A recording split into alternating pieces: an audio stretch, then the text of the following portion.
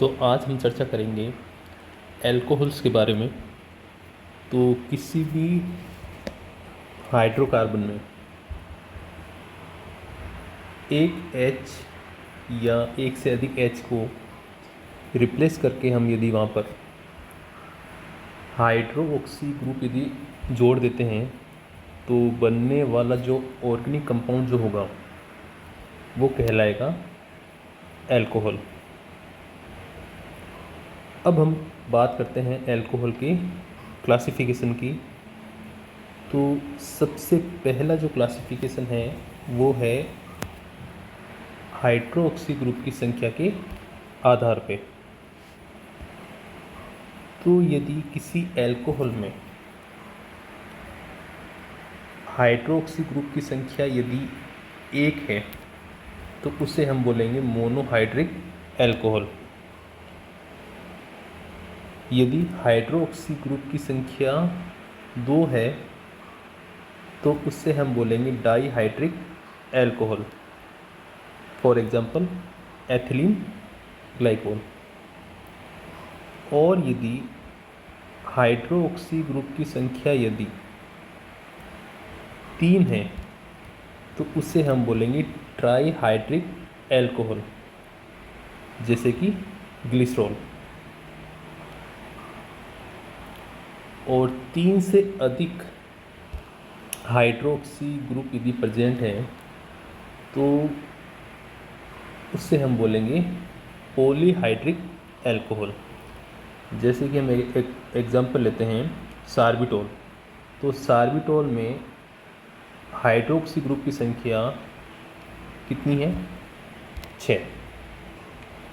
तो ये क्लासिफिकेशन था एल्कोहल्स में हाइड्रोक्सी ग्रुप की संख्या के आधार पे। अब हम बात करते हैं एल्कोहल में हाइड्रोक्सी ग्रुप जिस कार्बन के साथ अटैच है उस कार्बन की प्रकृति के आधार पर हम एल्कोहल को 3 भागों में डिवाइड करते हैं। सबसे पहले प्राइमरी एल्कोहल। तो हाइड्रोक्सी ग्रुप जिस कार्बन के साथ अटैच है वो यदि पड़ोस में एक कार्बन के साथ जुड़ा हुआ है, यानी 1 डिग्री कार्बन की मैं बात कर रहा हूँ, तो ऐसा एल्कोहल प्राइमरी यानी प्राथमिक एल्कोहल कहलाएगा। और यदि OH जिस कार्बन के साथ अटैच है वो यदि पड़ोस में 2 कार्बन के साथ यदि जुड़ा है, यानी 2 डिग्री कार्बन के साथ यदि जुड़ा है, तो ऐसा एल्कोहल कहलाएगा सेकेंडरी एल्कोहल। और जब हाइड्रोक्सी ग्रुप ऐसे कार्बन के साथ अटैच है जो पड़ोस में 3 कार्बन के साथ जुड़ा है, यानी 3 डिग्री कार्बन के साथ यदि जुड़ा हुआ है, तो ऐसे एल्कोहल को हम बोलेंगे टर्शरी एल्कोहल। तो ये एल्कोहल का क्लासिफिकेशन था जिस कार्बन के साथ वो जुड़ा है उसके आधार पे। अब हम बात करते हैं इनके नोमेनक्लेचर की। तो सबसे पहले हम रूढ़ पद्धति के बारे में हम चर्चा कर लेते हैं। तो रूढ़ पद्धति में जो एल्काइल समूह है, जैसे कि हम बात करें CH3 के लिए हम लिखते हैं मेथिल, C2H5 के लिए हम लिखते हैं एथिल, और लास्ट में हम एल्कोहल जो वर्ड है वो लिख देते हैं। तो CH3OH के लिए हो जाएगा मेथिल एल्कोहल, C2H5OH के लिए हो जाएगा एथिल एल्कोहल, और CH3CH2CH2OH के लिए हो जाएगा आपके प्रोपाइल एल्कोहल।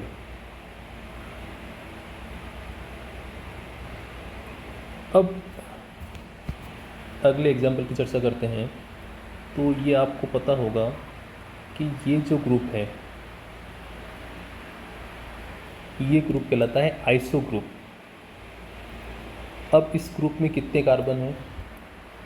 1 2 3। तो इसका नाम हो जाएगा आइसोप्रोपिल।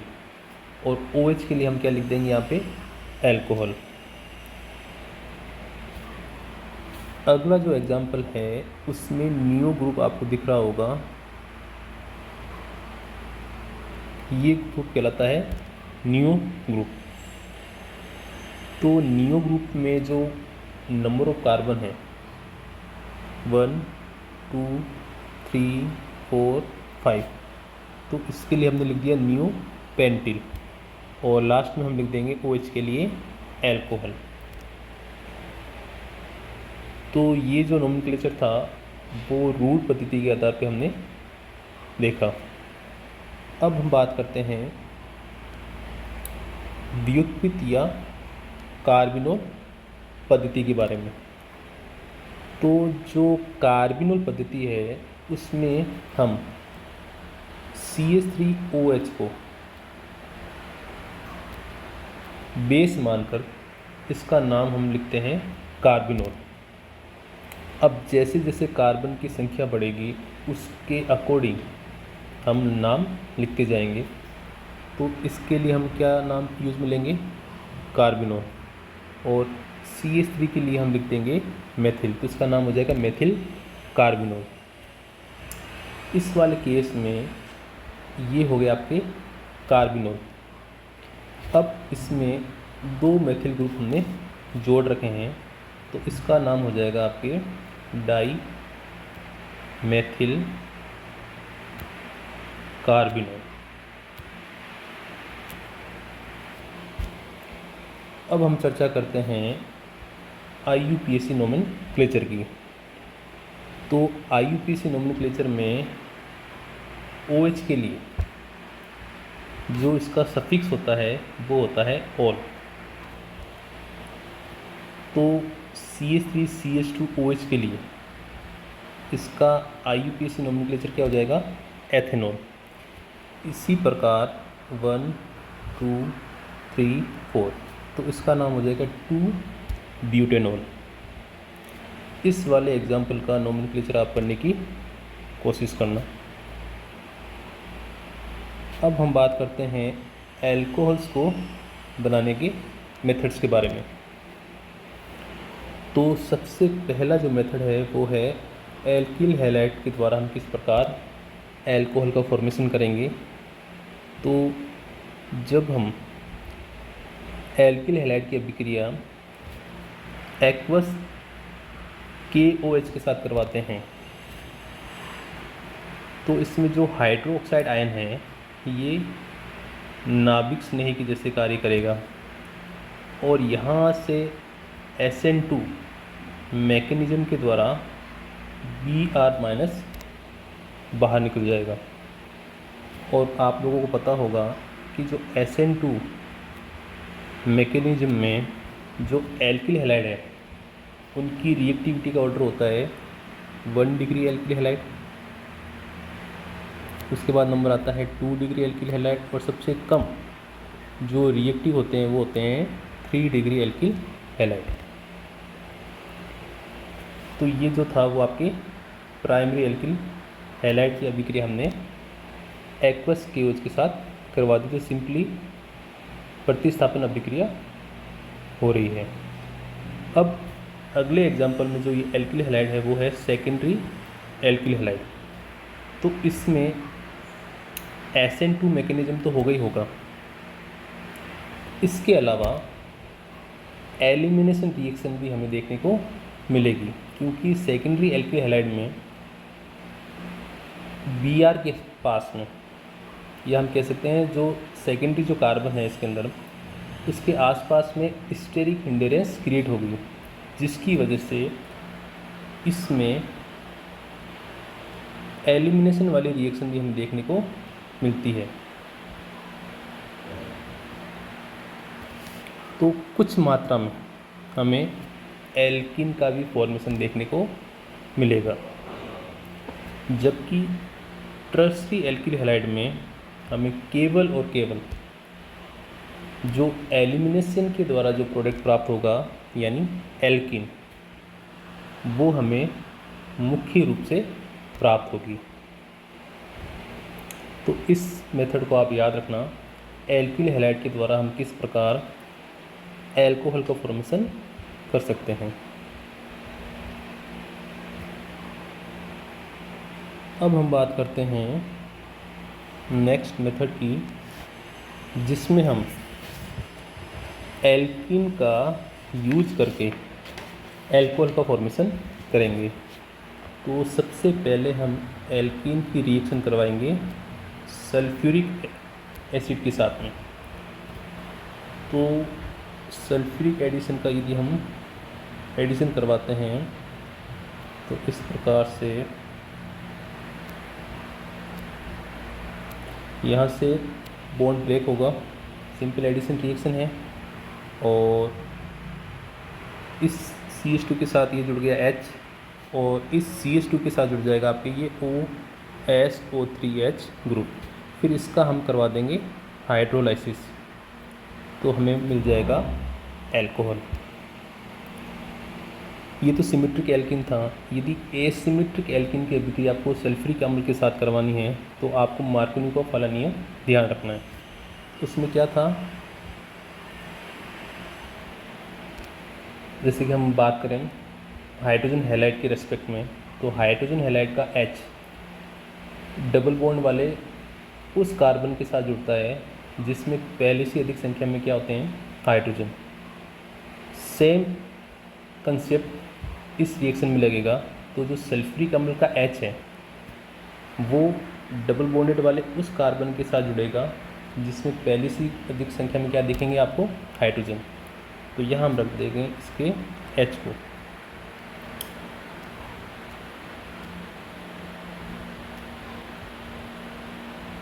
और यहाँ से बॉन्ड ब्रेक होगा, तो इस बार जो H है वो यहाँ जुड़ेगा और OSO3H ग्रुप यहाँ जुड़ेगा। फिर इसका हम कर देंगे हाइड्रोलाइसिस HOH, यहाँ से बॉन्ड ब्रेक होगा, तो ये हमें मिल जाएगा सेकेंडरी एल्कोहल।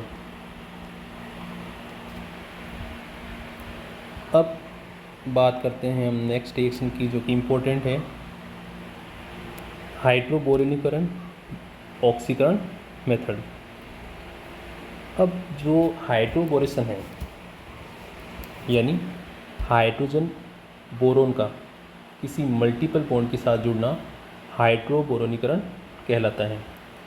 और हाइड्रोबोरोनीकरण जो होता है वो रेडियो सिलेक्टिव रिएक्शन है, यानी जो बोरोन जो होता है, यदि पोलरिटी की बात करें हम सबसे पहले, तो बोरोन पे पार्शली पॉजिटिव चार्ज होता है और हाइड्रोजन पे पार्शली नेगेटिव चार्ज देखने को मिलेगा। तो जो बोरोन जो होगा वो डबल बॉन्डेड उस कार्बन के साथ जुड़ेगा जिस कार्बन के पास में इलेक्ट्रॉन डेंसिटी क्या होगी, ज़्यादा। तो बोरोन का जो एडिशन होगा वो इस कार्बन पे होगा और H इस CH के नीचे ऐड होगा इस प्रकार से, और यहाँ से बॉन्ड ब्रेक होगा। तो अब RCH के साथ ये H जुड़ेगा, तो ये हो जाएगा CH2, फिर CH2, और इस CH2 के साथ में क्या जुड़ेगा, BH2। अभी इसके पास में 2 हाइड्रोजन और अवेलेबल है, तो ये 2 और एल्कीन का क्या कर सकता है, हाइड्रोबोरेशन। और लास्ट में हम इस वाले प्रोडक्ट की रिएक्शन करवा देंगे हाइड्रोक्साइड आयन के साथ में। तो सिंपली आप इतना याद रखना, इस BH2 जो यूनिट है इसको हटाकर आपको क्या जोड़ना है, OH, तो हमें एल्कोहल प्राप्त हो जाएगी। इसके अलावा हमें बाई प्रोडक्ट के रूप में बोरिक एसिड देखने को मिलेगा। और जो हाइड्रोजन बोरोन का जो एडिशन जो होता है उसमें एक चीज़ भी याद रखना कि जो एडिशन है वो एंटी मार्कोनिकोव नियम के अकॉर्डिंग होगा, यानी हाइड्रोजन जो है वो डबल बॉन्ड वाले उस कार्बन के साथ जुड़ता है जिसमें कम संख्या में क्या होंगे, हाइड्रोजन। अब हम बात करते हैं अगले मेथड की, जिसमें हम कार्बोनिल कंपाउंड्स के द्वारा अल्कोहल का फॉर्मेशन करेंगे। तो यदि बात करें रिडक्शन की, तो ये कार्बोनिल समूह है, इसका यदि हम रिडक्शन करते हैं तो अल्कोहल का फॉर्मेशन होगा। अब यदि इस कार्बोनिल समूह के एक तरफ R एक तरफ H है, तो जो बनने वाला अल्कोहल होगा वो होगा प्राइमरी अल्कोहल। और यदि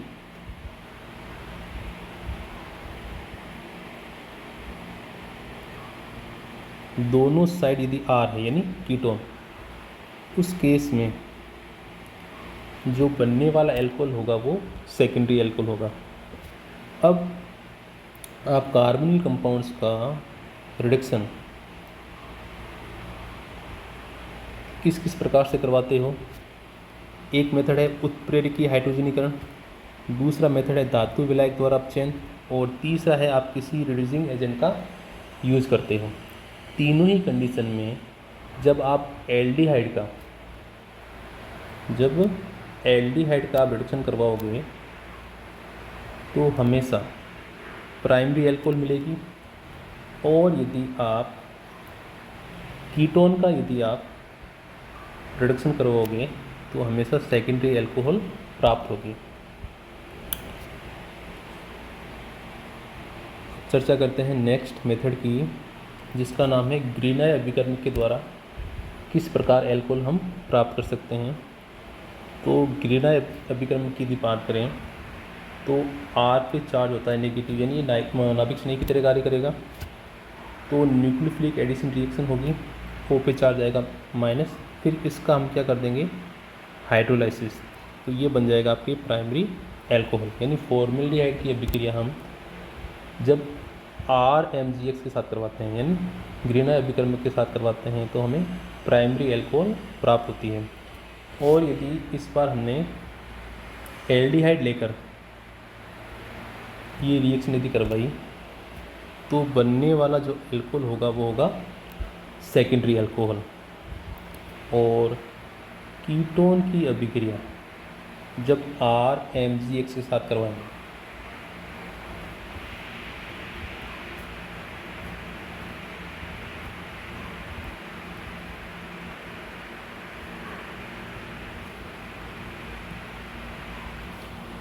तो हमें टर्शरी अल्कोहल प्राप्त होगी। इस वाले मेथड को आप अच्छे से याद रखना। अब हम बात करते हैं अम्ल तथा अम्ल व्युत्पन्नों के द्वारा किस प्रकार हम अल्कोहल प्राप्त कर सकते हैं। तो यदि Y के स्थान पे यदि आप OH ग्रुप यदि लेते हो तो उसे हम बोलेंगे कार्बोक्सिलिक एसिड। Cl लेते हो तो एसाइल हैलाइड, NH2 का यदि यूज करते हो तो एमाइड, OR यदि काम में लोगे तो एस्टर, और इस ग्रुप को यदि आप काम में लोगे तो उसे हम बोलेंगे एनहाइड्राइड। चाहे कोई सा भी आपने ग्रुप ले रखा है, आपने इस अम्ल तथा अम्ल व्युत्पन्न की अभिक्रिया यदि लिथियम एल्युमिनियम हाइड्राइड के साथ करवा दी, ये स्ट्रॉन्ग रिड्यूसिंग एजेंट है, तो हमें प्राइमरी अल्कोहल प्राप्त होगी। इसके मैकेनिज्म की यदि हम चर्चा करें तो R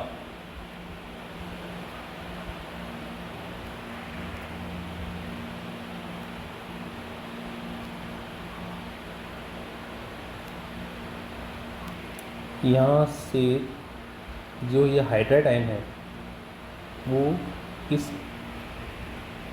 कार्बोनिल समूह के कार्बन पे जाके जुड़ेगा, यानी न्यूक्लियोफिलिक एडिशन रिएक्शन है।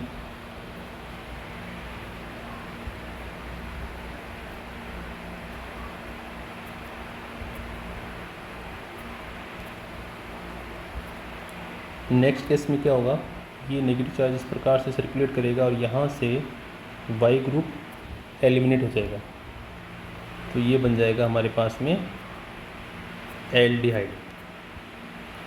फिर फर्दर इसका रिडक्शन होगा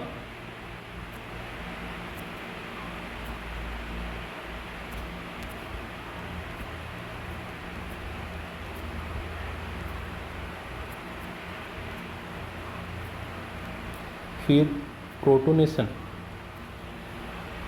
करने पर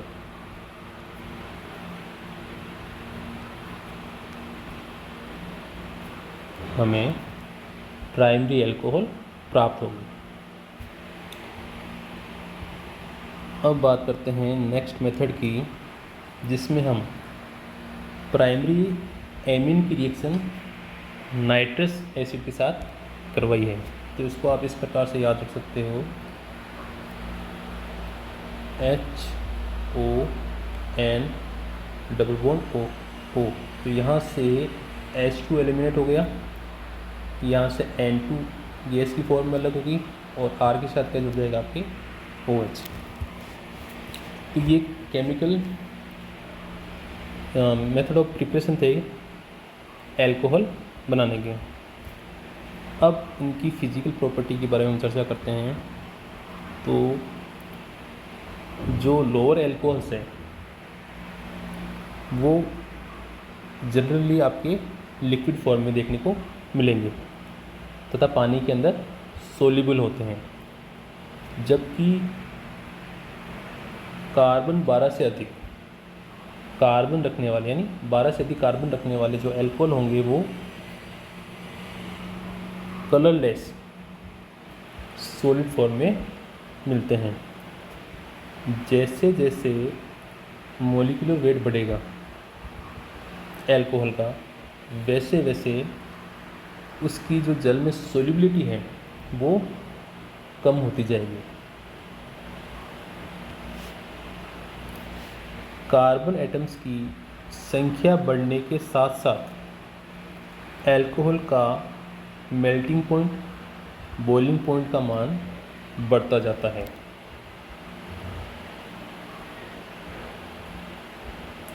समान अणुभार वाले एल्केन्स की तुलना में अल्कोहल्स के बॉइलिंग पॉइंट का मान अधिक होता है।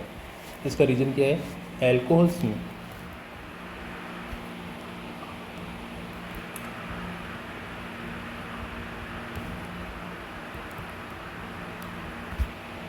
हमें हाइड्रोजन बॉन्डिंग देखने को मिलती है। इसी हाइड्रोजन बॉन्डिंग के कारण इनका जो बॉइलिंग पॉइंट है वो संगत एल्केन की अपेक्षा अधिक होता है।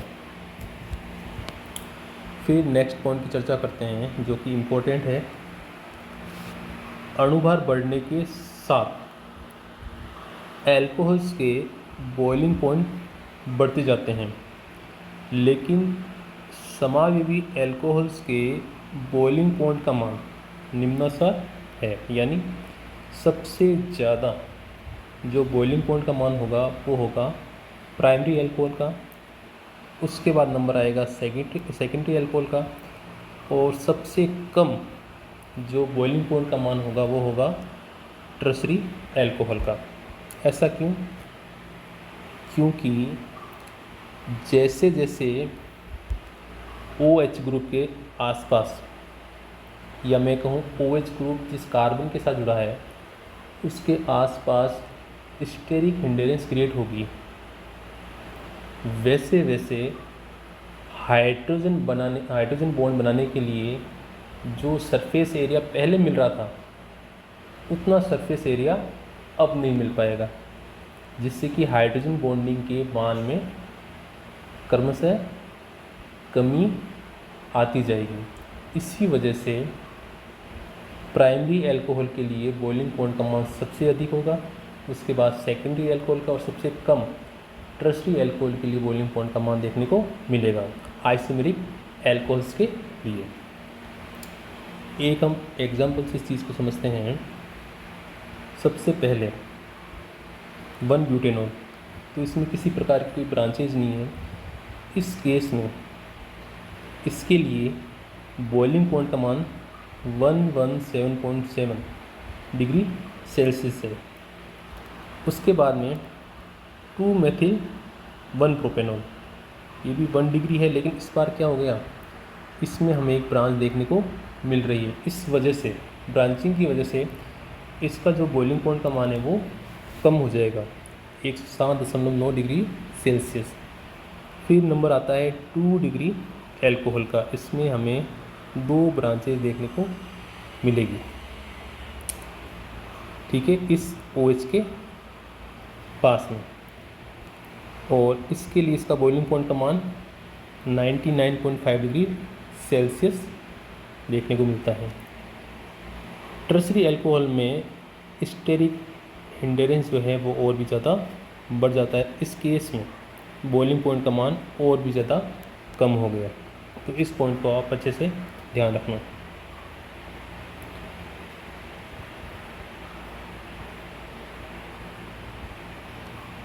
अब हम बात करते हैं एल्काइल व हाइड्रोक्सी ग्रुप की सम्मिलित अभिक्रिया के बारे में, जो कि मोस्ट इम्पोर्टेंट रिएक्शन है।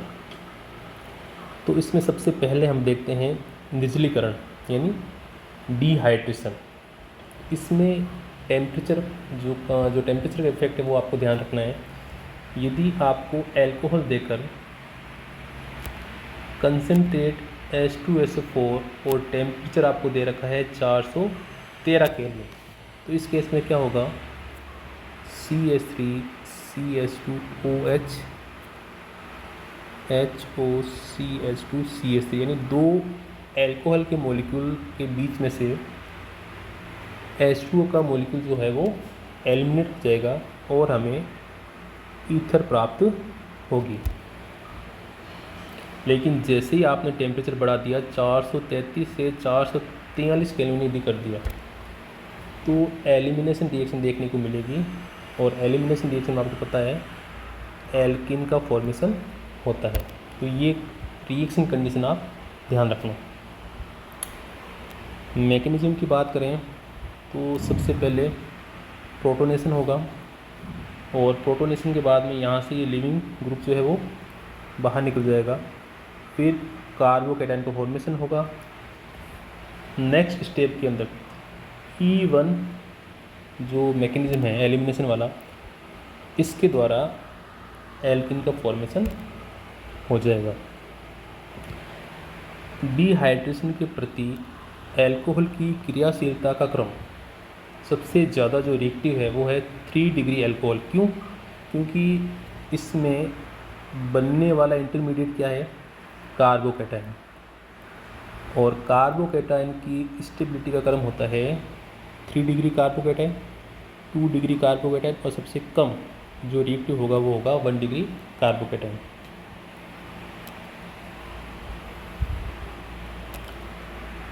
यदि डिहाइड्रेशन द्वारा एक से अधिक एल्किन बनने की यदि पॉसिबिलिटी है, तो वो एल्किन अधिक मात्रा में बनेगी जो अधिक प्रतिस्थापित होगी।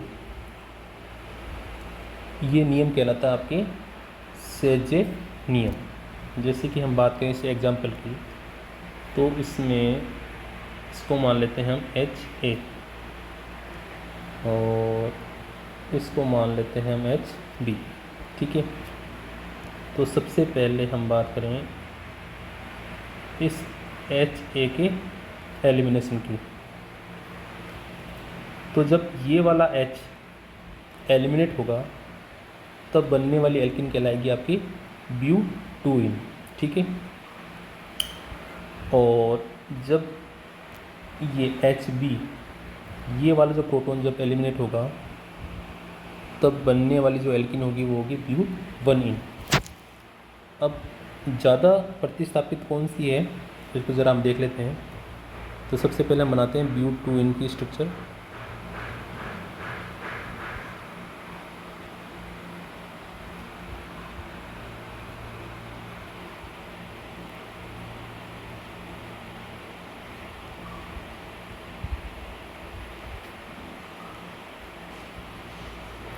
तो यदि एल्काइल ग्रुप की बात करें तो इसमें एल्काइल ग्रुप की संख्या कितनी हो गई, 2, और इस वाले एल्किन में एल्काइल ग्रुप की संख्या कितनी है, 1। तो ज़्यादा प्रतिस्थापित कौन सी एल्किन होगी, ब्यूटोइन वाली।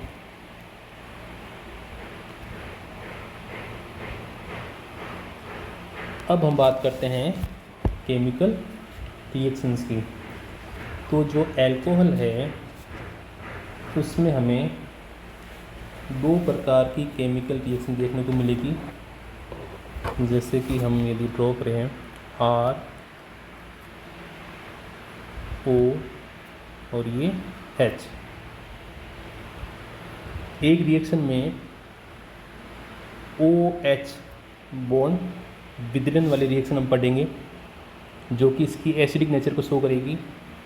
और जो सेकंड टाइप जो होगा उसमें हम कार्बन ऑक्सीजन जो बॉन्ड है उसके विदलन के द्वारा कौन कौन सी रिएक्शन पॉसिबल है या होती है उसके बारे में हम चर्चा करेंगे। तो सबसे पहले हम बात करेंगे जिसमें OH बॉन्ड क्लीव होगा। तो जब भी आप अल्कोहल की अभिक्रिया किसी एक्टिव मेटल के साथ करवाते हो तो हाइड्रोजन गैस का एलिमिनेशन होगा और एल्कोऑक्साइड का फॉर्मेशन होगा। और जो अल्कोहल की एसिडिक नेचर का जो ऑर्डर होता है वो होता है 1 डिग्री अल्कोहल, उसके बाद नंबर आता है सेकेंडरी अल्कोहल का, और सबसे कम जो अम्लीय होता है वो होता है टर्शरी अल्कोहल। क्योंकि जो एल्कोऑक्साइड आयन बनता है इसमें इस नेगेटिव चार्ज को स्टेबलाइज करने के लिए कोई रेजोनेंस वाला, कह सकते हैं कि रेजोनेंस जैसी कोई फैसिलिटी नहीं है। इसके अलावा जितने एल्काइल ग्रुप यानी प्लस आई इफेक्ट्स इसमें यदि बढ़ता जाएगा इस एल्कोऑक्साइड आयन की स्टेबिलिटी उतनी ही कम होती जाएगी। अब हम बात करते हैं एस्टरी करंट की। तो जब भी अल्कोहल की अभिक्रिया हम कार्बोक्सिलिक एसिड के साथ करवाते हैं तो एस्टर का फॉर्मेशन होता है। फिर नेक्स्ट रिएक्शन है एसिल क्लोराइड और एसिड एनहाइड्राइड के साथ में रिएक्शन। तो अल्कोहल की अभिक्रिया हम यदि एसाइल हैलाइड यानी क्लोराइड के साथ करवा रहे हैं तो हमें एस्टर प्राप्त होगा। इसी प्रकार जब अल्कोहल की अभिक्रिया हम एनहाइड्राइड के साथ यदि करवाते हैं तब हमें एक तो मिलेगा एस्टर और एक हमें मिलेगा एसिड। ठीक है, अब बात करते हैं नेक्स्ट रिएक्शन की जिसमें हम सल्फोनिल क्लोराइड की अभिक्रिया अल्कोहल के साथ करवा रहे हैं। तो यहाँ से H और इसका Cl एलिमिनेट हो जाएगा और हमें सल्फोनेट का फॉर्मेशन प्राप्त होगा। तो ये फर्स्ट टाइप था जिसमें OH बॉन्ड क्लीव हो रहा था। अब हम बात करते हैं अगले टाइप की जिसमें कार्बन ऑक्सीजन जो बॉन्ड है वो क्लीव होगा यानी टूटेगा। तो सबसे पहले हम बात करते हैं जब अल्कोहल की अभिक्रिया हम किसी हाइड्रोजन हैलाइड के साथ करवाते हैं तो OH और ये H2O बाहर हो गया और हमें क्या प्राप्त होगा, एल्किल हैलाइड। हाइड्रोजन हैलाइड की रिएक्टिविटी का ऑर्डर सबसे ज़्यादा रिएक्टिव होता है हाइड्रोजन हैलाइड, उसके बाद नंबर आता है हाइड्रोजन ब्रोमाइड का, फिर HCl का, और सबसे कम यानी लिस्ट जो रिएक्टिव होता है वो होता है H। यानी बॉन्ड स्ट्रेंथ का मान, या हम सीधा बोलेंगे बॉन्ड लेंथ जितनी ज़्यादा होगी वो बॉन्ड उतना ही इजीली ब्रेक हो जाएगा, यानी उसकी रिएक्टिविटी क्या होगी, उतनी ही ज़्यादा। फिर है अल्कोहल्स की रिएक्टिविटी का ऑर्डर। तो सबसे ज़्यादा रिएक्टिव कौन सा है, टर्शरी अल्कोहल, उसके बाद नंबर आएगा सेकेंडरी अल्कोहल का, और सबसे कम यानी लीस्ट जो रिएक्टिव है वो है प्राइमरी अल्कोहल। तो इसके पीछे रीज़न क्या है, जैसे कि हम इसकी मैकेनिज़्म की बात करें तो सबसे पहले इसका एल्कोहल का प्रोटोनेशन होगा। जैसे हम यहाँ पर ले लेते हैं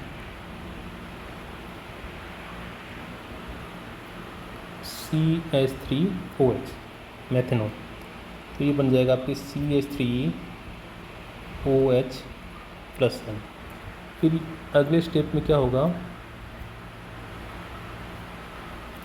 यहाँ से ये लीविंग ग्रुप बाहर निकल जाएगा और क्या बनेगा आपके कार्बोकेटाइन।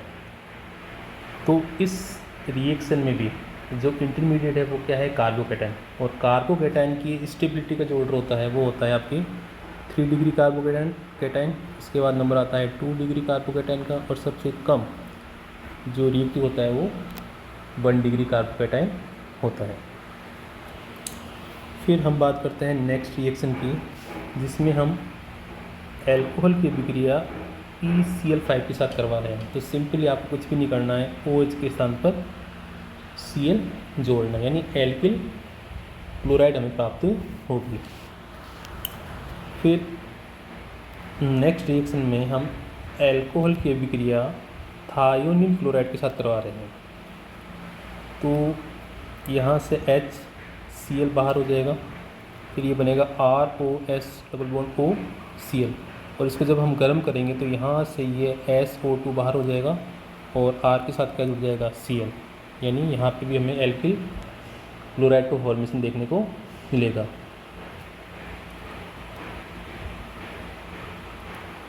अब बात करते हैं इम्पोर्टेंट रिएक्शन की, जिसका नाम है डिहाइड्रोजिनेशन, यानी H2 मॉलिक्यूल का बाहर निकलना। ये एक तरीके से ऑक्सीडेशन वाली रिएक्शन है। इसमें क्या होगा, जब हमने प्राइमरी एल्कोहल ले रखी है और इसकी अभिक्रिया हम कॉपर के साथ 300 डिग्री सेल्सियस पे यदि करवाते हैं, तो यहाँ से ये H2 की फॉर्म में अलग हो जाएंगे और यहाँ पे क्या क्रिएट हो जाएगा, आपके डबल बॉन्ड, यानी क्या प्राप्त होगा, एल्डिहाइड। यानी जब भी हम प्राइमरी एल्कोहल का डिहाइड्रोजनेशन करवाएंगे तो हमें एल्डिहाइड देखने को मिलेगी। इसी प्रकार जब आपने सेकेंडरी एल्कोहल ले रखी है और कॉपर के साथ में रिएक्शन टेम्परेचर आपने रख रखा है 300 डिग्री सेल्सियस, तो यहाँ से ये H2 यानी जो हाइड्रोजन है H2 जो है मॉलिक्यूल वो बाहर हो जाएगा और यहाँ पे क्या क्रिएट हो जाएगा, आपके डबल बॉन्ड, तो कीटोन हमें प्राप्त होगा। लेकिन एक चीज़ ये ध्यान रखना, आपने इस बार टर्सरी एल्कोहल ले रखी है और आप सेम रिएक्शन कंडीशन अप्लाई कर रहे हो, तो इस बार H2 मॉलिक्यूल एलिमिनेट नहीं होगा, इस बार एलिमिनेशन रिएक्शन होगी और H2O का मॉलिक्यूल बाहर होगा और हमें एल्कीन प्राप्त होगी। तो इसको आप ध्यान रखना कि जब प्राइमरी एल्कोहल का आप कॉपर की प्रेजेंस में 300 डिग्री सेल्सियस पे रिएक्शन करवा रहे हो तो एल्डिहाइड प्राप्त होगी, सेकेंडरी एल्कोहल ले रखा है तो कीटोन मिलेगा और टर्सरी एल्कोहल में हमें एल्कीन प्राप्त होगी। अब हम चर्चा करते हैं ऑक्सीकरण की। तो जब भी हम प्राइमरी एल्कोहल का ऑक्सीडेशन करते हैं तो क्या प्राप्त होगा, एल्डिहाइड, और एल्डिहाइड का यदि फर्दर हम ऑक्सीडेशन करेंगे तो हमें कार्बोक्सिलिक एसिड प्राप्त होगा। फिर हम बात करते हैं सेकेंडरी एल्कोहल की। तो सेकेंडरी एल्कोहल का हमने ऑक्सीडेशन किया तो H2 बाहर हुआ और क्या प्राप्त हो गया हमें, कीटोन। और कीटोन का यदि आप ऑक्सीडेशन करते हो तो जितने कार्बन वाला कीटोन है, यानी कि 3 कार्बन वाला कीटोन है, तो एक कम कार्बन वाला हमें कार्बोक्सिलिक एसिड प्राप्त होगा। तो ये कहानी थी प्राइमरी और सेकेंडरी एल्कोहल के ऑक्सीडेशन की। अब हम बात करते हैं टर्शरी एल्कोहल के ऑक्सीडेशन की। क्योंकि जो टर्शरी एल्कोहल का ऑक्सीडेशन है वो ईजिली नहीं हो पाता है, टर्शरी एल्कोहल के ऑक्सीडेशन के लिए हमें स्ट्रॉन्ग एसिडिक ऑक्सीडाइजिंग एजेंट की आवश्यकता पड़ती है। ठीक है, तो जैसे हमने यहाँ पे टर्शरी एल्कोहल ले रखा है, तो टर्शरी एल्कोहल का आपने ऑक्सीडेशन करवाया, तो जितने कार्बन वाला एल्कोहल है, जैसे कि ये 1 2 3 4, तो एक कम कार्बन यानी 3 कार्बन वाला हमें कीटोन मिलेगा। और इस कीटोन का यदि आपने फर्दर ऑक्सीडेशन किया तो हमें एक कम कार्बन वाला क्या प्राप्त होगा, कार्बोक्सिलिक एसिड। तो ये कहानी थी ऑक्सीडेशन की। अब हम प्राइमरी, सेकेंडरी और टर्शरी एल्कोहल में किस प्रकार डिफ्रेंशिएट करेंगे, तो उसके लिए 2 मेथड हमें दे रखे हैं। सबसे पहला है ल्यूकेस टेस्ट। तो जो ल्यूकेस टेस्ट है उसमें सबसे पहले हमें ल्यूकेस रीजन के बारे में समझना है, किस किस केमिकल से या किस किस कंपाउंड से ल्यूकेस रीजन का फॉर्मेशन होता है। तो जो ल्यूकेस रीजन जो होता है वो शुष्क ZnCl2, ड्राई ZnCl2 और कंसनट्रेट HCl का कॉम्बिनेशन होता है, यानी दोनों से मिलकर क्या बनता है आपके ल्यूकेस रिएजेंट। तो यदि जो सैंपल ट्यूब है जिसमें आपने एल्कोहल ले रखा है, उस एल्कोहल में आपने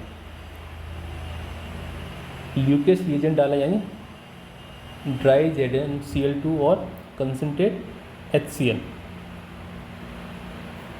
जैसे ही आपने उस टेस्ट ट्यूब के अंदर या सॉल्यूशन के अंदर आपने ल्यूकेस रिएजेंट डाला और तुरंत प्रेसिपिटेट बन गया, अवक्षेप यदि फॉर्मेशन हो जाता है, तो हम कहेंगे कि जो आपने सॉल्यूशन ले रखा है एल्कोहल का, उसमें टर्शरी एल्कोहल प्रेजेंट है। ठीक है, यानी जो अवक्षेप प्राप्त होगा वो बिल्कुल तुरंत हमें मिल जाएगा।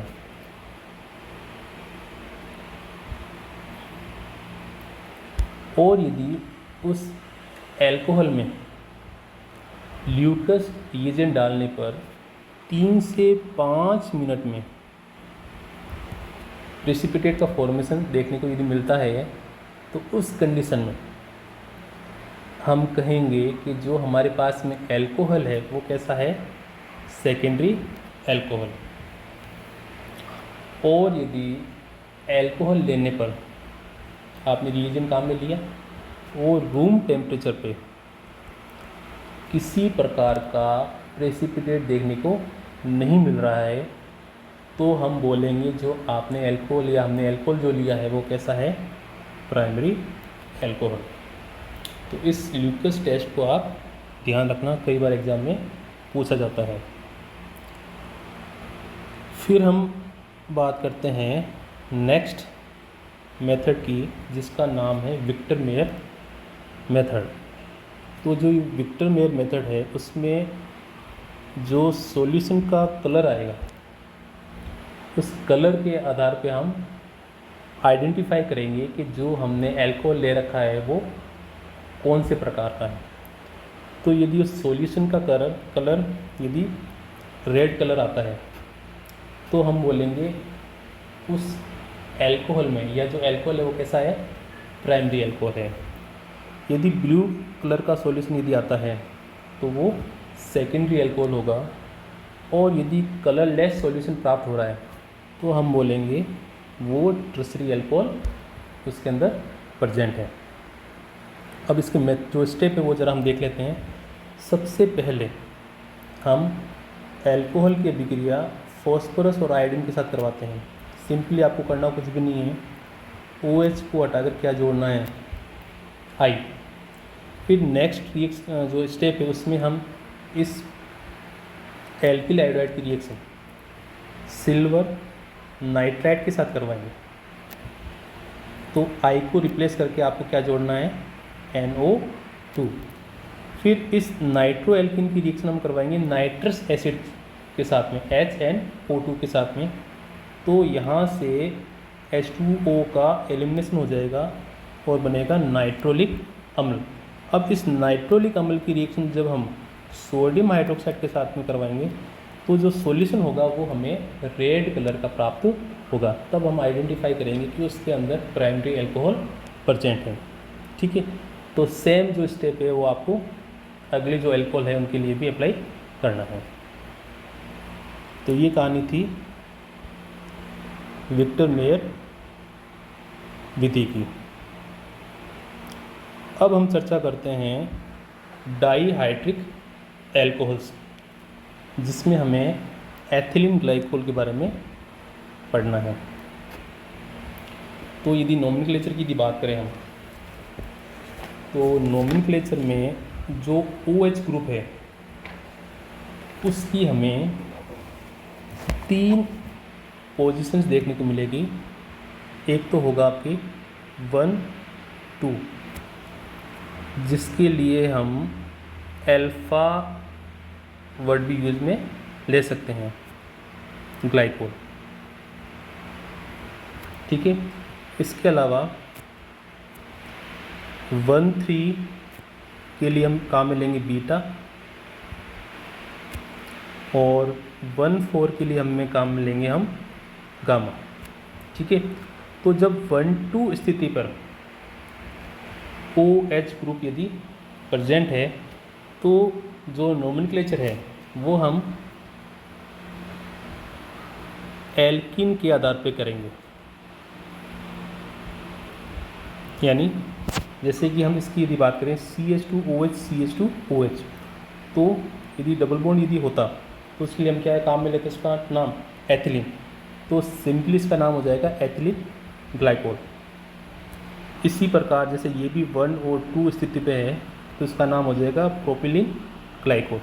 लेकिन यदि दोनों हाइड्रोक्सी ग्रुप एक दूसरे के रेस्पेक्ट में 1, 3 अथवा 1, 4 स्थिति पे है, उस केस में हम इनका जो नोमेनक्लेचर है वो करेंगे पॉली मैथिलीन ग्लाइकोल। जैसे कि इस एग्जाम्पल की यदि हम बात करें तो 1, 2, 3, तो हम CH2 कितने ग्रुप हैं इसके संख्या कितनी है, 1, 2, 3, तो हमने लिखा ट्राई, और इस ग्रुप के लिए हम क्या लिखते हैं मैथिलीन, तो ट्राई मैथिलीन ग्लाइकोल इसका नाम हो जाएगा। तो ये तो कहानी थी इनके सामान्य नोमेनक्लेचर की। अब हम बात करते हैं इनके IUPAC नोमेनक्लेचर के बारे में। तो जो OH ग्रुप है उसके लिए हम ऑल इनका जो सफिक्स है वो काम में लेते हैं। इसके अलावा एक से अधिक यदि OH ग्रुप हैं जैसे कि डायल के अंदर है तो उनकी स्थिति हमें बतानी पड़ेगी। तो इसका जो नाम होगा वो हो जाएगा आपके इथेन 1,2 डाईऑल। इसी प्रकार इसका नाम हो जाएगा आपके प्रोपेन 1,2 डाईऑल। ठीक है, जैसे आप नंबरिंग यहाँ से करोगे 1, 2, 3, इसका नाम आप लिखने की कोशिश करना। ठीक है, अब इनको बनाने के मेथड्स के बारे में चर्चा करते हैं। तो सबसे पहला जो मेथड है वो है एल्कीन के हाइड्रोक्सिलेशन के द्वारा हम किस प्रकार डाईऑल का फॉर्मेशन करेंगे। तो जब भी हम एल्कीन की अभिक्रिया KMnO4 पोटेशियम परमैंगनेट, ठीक है, या फिर OSO4 ओस्मियम टेट्रा ऑक्साइड की प्रेजेंस में यदि करवाते हैं तो हमें डाईऑल प्राप्त होता है। ठीक है, यदि मैकेनिज्म की बात करें हम, जैसे हम एग्जांपल लेते हैं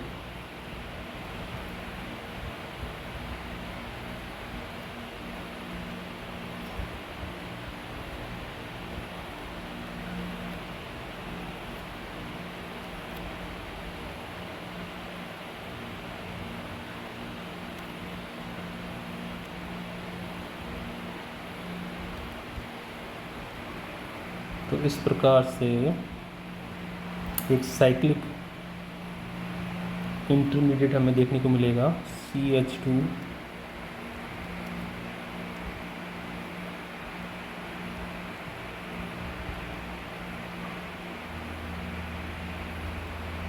ठीक है, इसको हम बोलेंगे ओस्मेट एस्टर।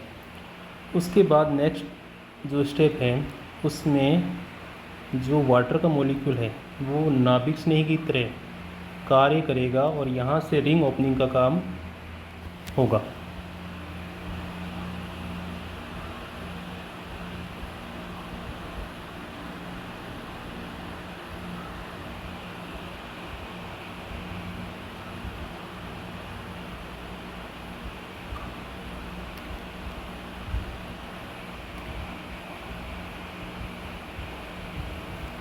O पे नेगेटिव चार्ज आएगा और यहाँ पर जो ये H2O प्लस आयन बना है यहाँ से ये H प्लस जो है वो इस O पे ट्रांसफ़र हो जाएगा।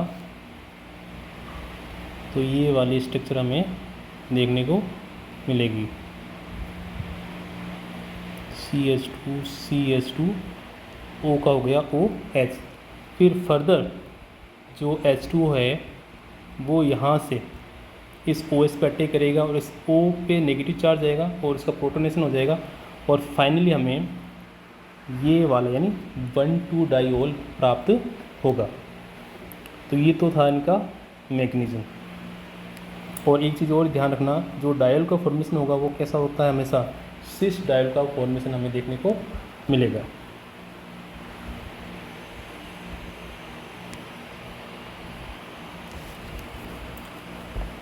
अब नेक्स्ट जो मेथड है उसमें हम एल्कीन की अभिक्रिया हाइपोक्लोरस एसिड के साथ करवाएंगे।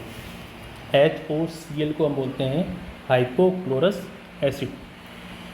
तो जब भी हम एल्कीन की रिएक्शन हाइपोहेलेस के साथ करवाएंगे तो हमें एथिलीन क्लोरोहाइड्रिन प्राप्त होगा।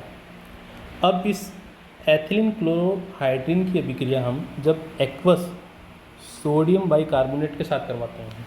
एक्वस सोडियम बाइकार्बोनेट का मतलब क्या है, जैसे कि NaHCO3, ठीक है। एक्वस का मतलब आपने H2 ले रखा है तो इसका आयोनाइजेशन होगा तो Na+ और साथ में बनेगा आपके HOC O पे चार्ज आएगा नेगेटिव यानी HCO3 बाइकार्बोनेट आयन। अब जो आपने वाटर का मॉलिक्यूल ले रखा है वो नेगेटिव चार्ज इस H+ आयन को लेगा और यहाँ से आपके क्या बन जाएगा OH- आयन, यानी जो एक्वस सॉल्यूशन जो होता है सोडियम बाइकार्बोनेट का वो कैसा होता है, बेसिक। तो यहाँ से हमें क्या प्राप्त हो रहा है OH- आयन। तो ये OH- आयन यहाँ पे इस CH2 पे अटैक करेगा और यहाँ से क्या एलिमिनेट हो जाएगा आपके Cl- आयन। तो हमें इथेन 1,2 डाइऑल प्राप्त होगा।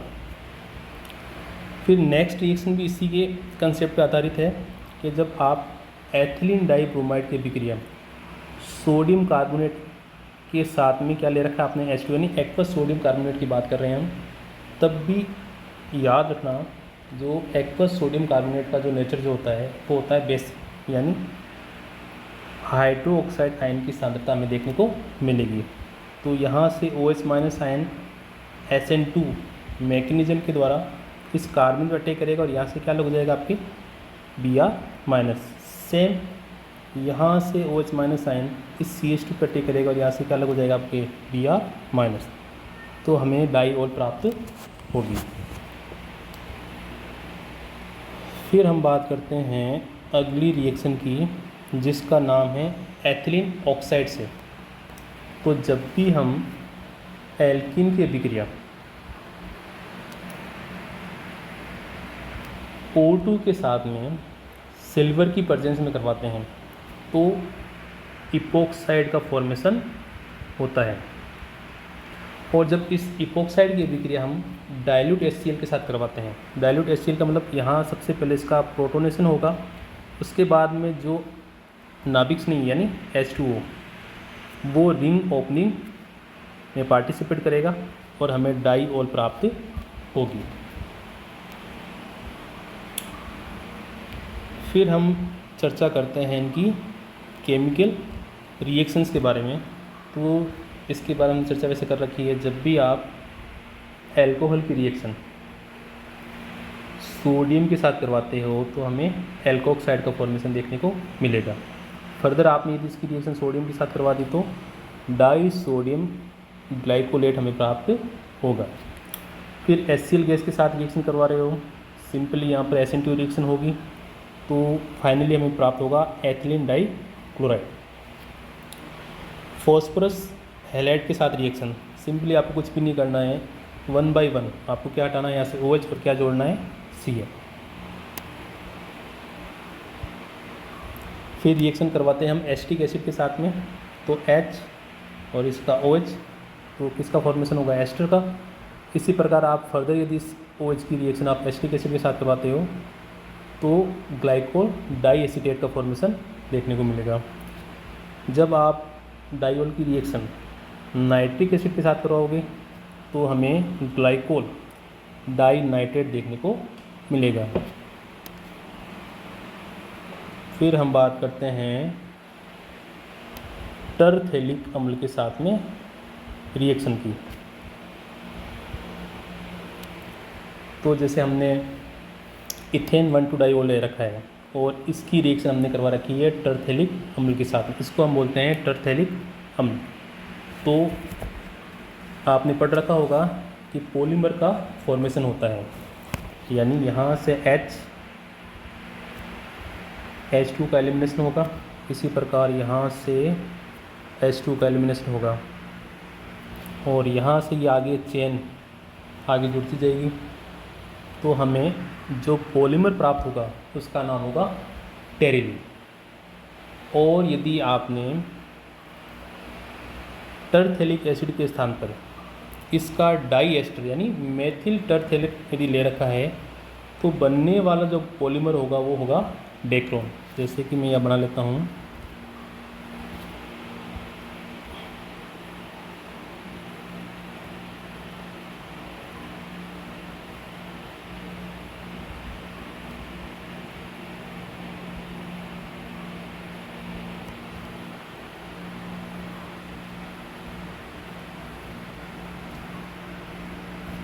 तो जब आप इसकी रिएक्शन करवाओगे डाइओल के साथ में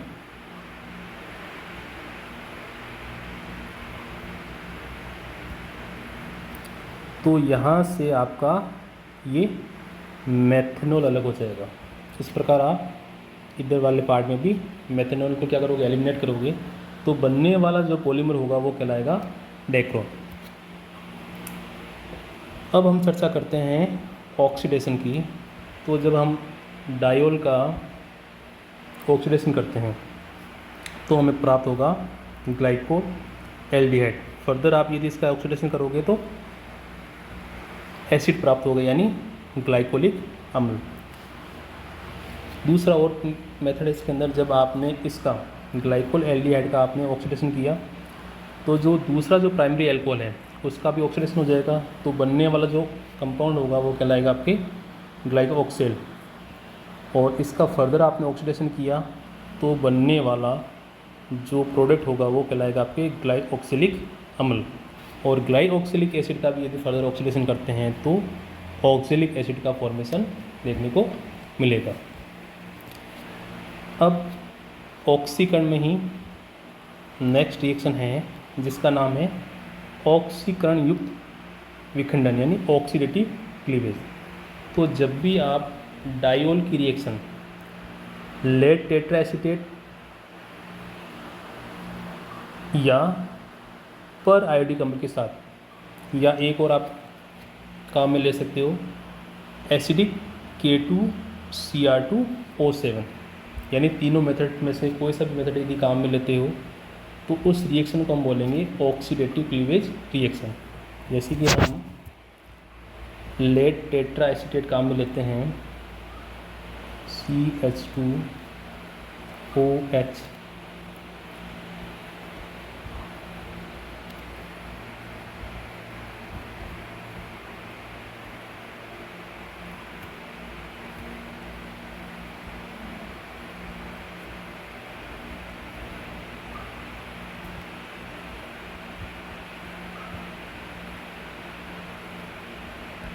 तो यहाँ से सबसे पहले एसिटिक एसिड जो है वो एलिमिनेट हो जाएगा और बनेगा आपके CH2 साइक्लिक इंटरमीडिएट बनेगा O CH2 O PP और ये एसीटेट ग्रुप। इसके बाद क्या होगा, इस प्रकार से माइग्रेशन होगा तो हमें 2 मॉलिक्यूल किसके प्राप्त हो जाएंगे, एल्डिहाइड के। ठीक है, तो जब भी हम डायोल की रिएक्शन लेड टेट्रा एसीटेट अथवा पर आयोडिक अम्ल अथवा एसिडिक K2Cr2O7 की प्रेजेंस में करवाते हैं तो हमें फॉर्मेल्डिहाइड देखने को मिलेगा।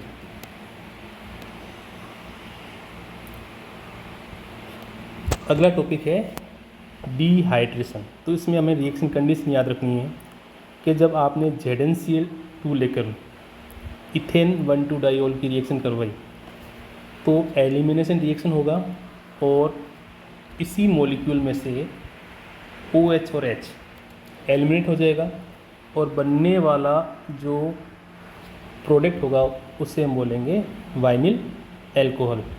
और इस वाइनिल एल्कोहल में रीअरेंजमेंट के द्वारा फाइनली हमें क्या मिलेगा, एल्डिहाइड। फिर बात करते हैं अगली रिएक्शन की, जिसमें इस बार हमने क्या ले रखा है, सल्फ्यूरिक एसिड। तो इस बार क्या होगा, 2 मॉलिक्यूल के बीच में से H2 का एलिमिनेशन होगा और 1,4 डाईऑक्सेन का फॉर्मेशन होगा। फिर हम बात करते हैं नेक्स्ट रिएक्शन की, जिसमें इस बार हमने क्या ले रखा है, फॉस्फोरिक एसिड। तो इस बार चक्रीय जो है ना वो जो साइक्लिक स्ट्रक्चर है वो देखने को नहीं मिलेगी। इस बार केवल 2 मॉलिक्यूल में से एक H2 का एलिमिनेशन होगा और बनने वाला जो प्रोडक्ट होगा वो होगा डाई एथिलीन ग्लाइकोल। तो ये रिएक्शन आप ध्यान रखना, इसमें केवल जो रिएजेंट है उसको चेंज करके आप अलग अलग प्रकार के प्रोडक्ट बना सकते हो। फिर लास्ट में है, इस अभिक्रिया को अधिक समय तक करवाने पर कार्बोवैक्स पॉलीमर का फॉर्मेशन होता है। ठीक है,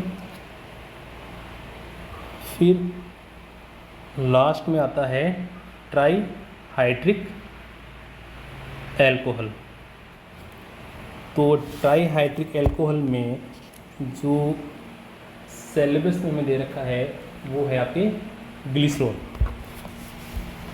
और जो ग्लिसरॉल जो होता है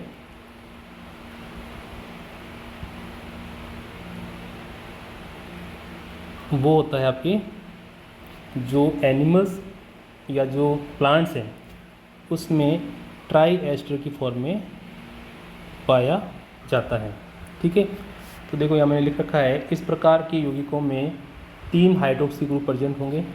सर्वाधिक महत्वपूर्ण जो ट्राईहाइड्रिक एल्कोहल है वो कौन सा है, आपके ग्लिसरॉल, जो कि ट्राई एस्टर की फॉर्म में लगभग सभी एनिमल्स और प्लांट जो ऑयल होते हैं उसमें पाया जाता है।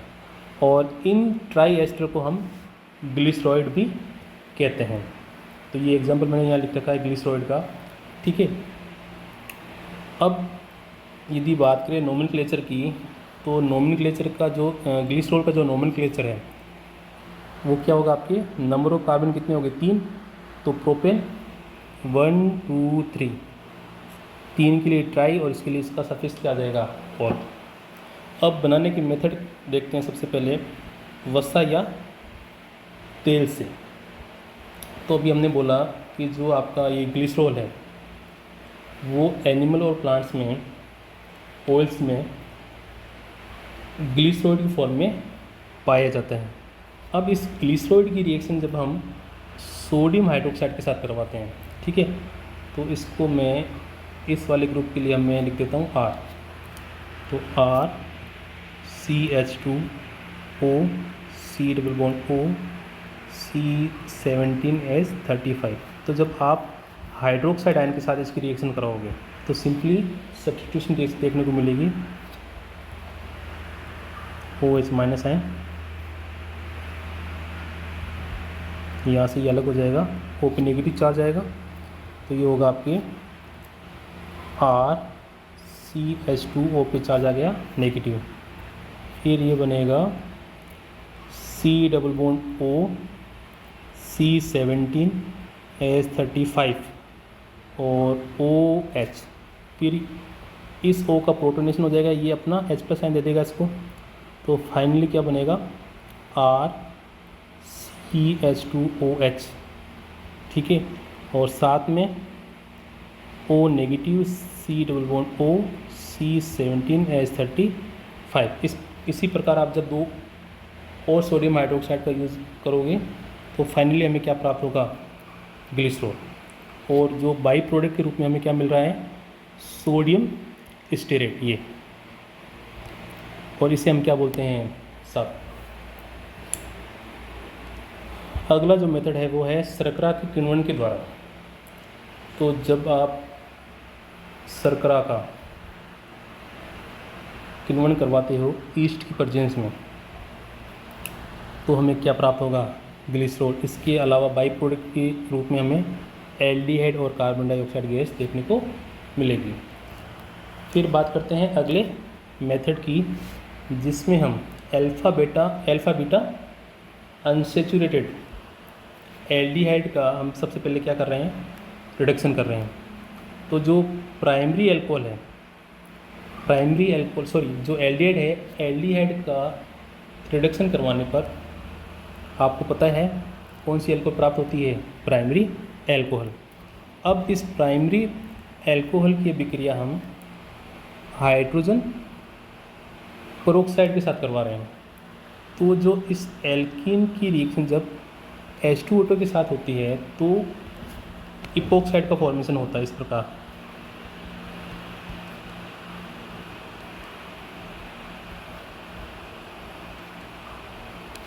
ठीक है, फिर क्या होगा, जो H2 है वो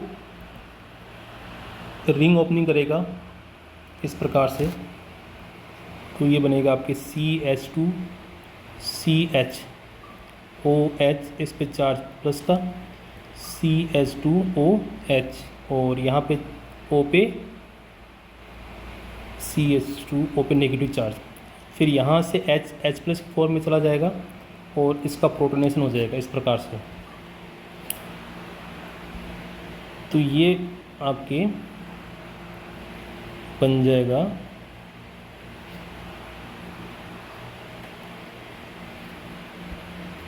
वन टू थ्री, यानी प्रोपेन 1,2,3 ट्राईऑल। ठीक है,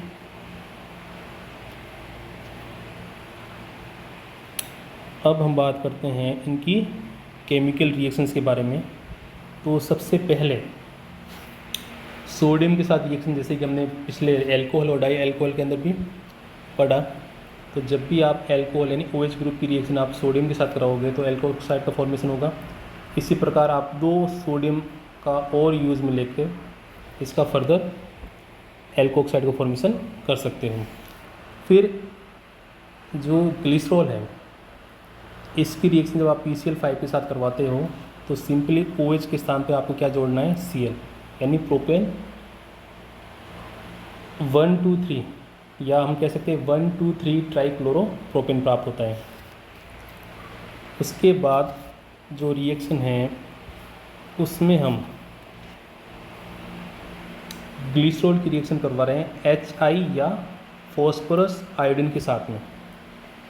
तो जो OH ग्रुप है उसका एलिमिनेशन हो जाएगा और वहाँ पर क्या जुड़ जाएगा, आपके आयोडीन। ये अनस्टेबल है तो यहाँ से वापस ये I2 की फॉर्म में एलिमिनेट हो जाएंगे और क्या क्रिएट हो जाएगा यहाँ पे, डबल बॉन्ड, यानी बनने वाला जो प्रोडक्ट होगा वो कहलाएगा आपके एलिल आयोडाइड। अब इस एलिल आयोडाइड की रिएक्शन हम HI की एक्सिस में जिसके साथ करवाते हैं तो सिंपली आपके यहाँ पर I और यहाँ पे H, तो यहाँ आई जुड़ गया और यहाँ पर क्या जुड़ गया आपके H, यानी CH3 हो गया। फिर यहाँ से इसको जब हम गर्म करेंगे तो यहाँ से क्या एलिमिनेट हो जाएगा आपके I2, तो ये बन जाएगा आपकी वही CH2 डबल बॉन्ड CH यानी प्रोपिन बन गया। अब इस प्रोपिन की रिएक्शन हमने वापस किसके साथ करवा दी, HI के साथ में। तो फाइनली हमें क्या मिलेगा, H यहाँ रखा, I यहाँ रखा, तो बनेगा आइसोप्रोपिल आयोडाइड। फिर बात करते हैं लास्ट रिएक्शन की, जिसमें हम जो ग्लिसरॉल है उसकी रिएक्शन हम नाइट्रिक एसिड के साथ करवाते हैं। तो फाइनली हमें क्या मिलेगा इसमें, नाइट्रोग्लिसरीन। ठीक है, तो ये कहानी थी एल्कोहल्स के बारे में।